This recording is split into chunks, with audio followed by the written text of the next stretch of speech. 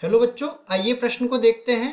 यदि द्विआधारी संक्रिया जो स्टार से परिभाषित है, यहाँ पे द्विआधारी संक्रिया प्राकृत संख्याओं के समुच्चय n पर इस प्रकार से परिभाषित है कि a स्टार b मतलब a और b के बीच में ये संक्रिया लग रही है जो कि बराबर है। इस तरह से ये संक्रिया परिभाषित है, a की घात b के बराबर ये आ रहा है। तो हमारे पास ये बोला है चार विकल्पों में कि ये दी हुई द्विआधारी संक्रिया जो है ये क्रम विनिमय, साचर्य है, दोनों है, ये इनमें से कोई नहीं है। प्रश्न को हल करने से पहले इसकी मुख्य अवधारणा के बारे में चर्चा कर लेते हैं।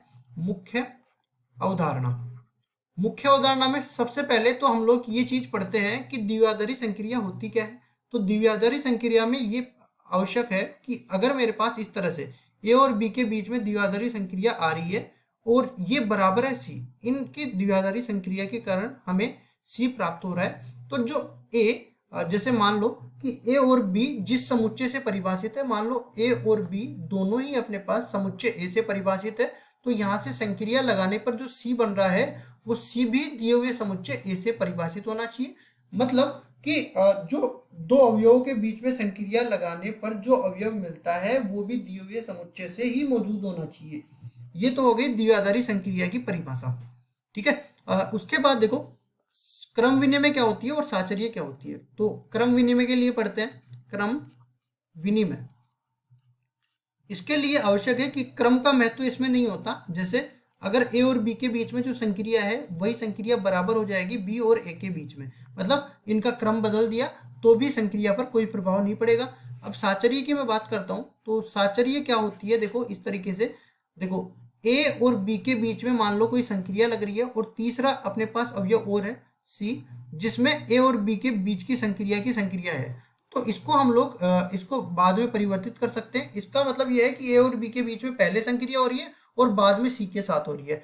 तो इसको हम लोग परिवर्तित इस तरह से भी कर सकते हैं कि अगर मैं बी और सी में पहले संक्रिया कर दूं और ए की इसके बाद में इसकी संक्रिया कर दूं, तो अगर ये दोनों का मान बराबर मिल जाए तो हम लोग कहेंगे कि ये साचर्य संक्रिया है। अब यहाँ से देखो प्रश्न पे चलते हैं। प्रश्न में हमें बोला है स्टार इस तरह से परिभाषित है कि ए स्टार बी, इन दोनों के बीच में संक्रिया परिभाषित है ए की घात बी के बराबर।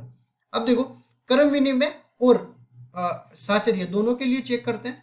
यहाँ से ए स्टार बी का मान मिल गया ए की घात बी के बराबर, तो हम लोग अगर बी स्टार ए का मान निकालेंगे तो ये बी की घात ए के बराबर मिल जाएगा। तो हम लोग यहाँ से कहेंगे कि ए की घात बी कभी भी बी की घात ए के बराबर नहीं होगी।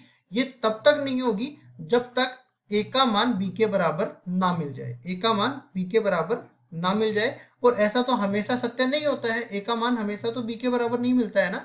तो ये जब ए का मान बी के बराबर नहीं मिलेगा तो ये कभी भी अपने पास सत्य नहीं होगा। तो यहाँ से कह सकते हैं कि ए स्टार बी बराबर नहीं होगा बी स्टार ए के।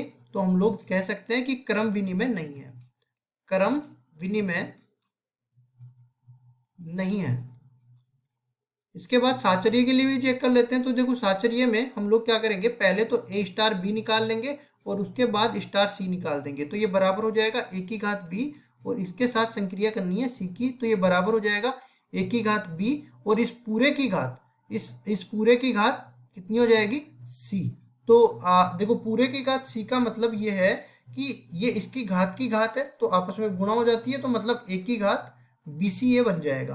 अब इसके बाद देखते हैं जब हम लोग ए स्टार और बी स्टार सी के साथ करते हैं तो बी स्टार सी का मान पहले लिखेंगे तो ये बराबर हो जाएगा बी की घात सी और इसके बाद में इन दोनों की संक्रिया करा देते हैं। तो ये पूरी जो ये संख्या है ना, ये इसकी घात बन जाएगी, मतलब ए की घात बी की घात सी।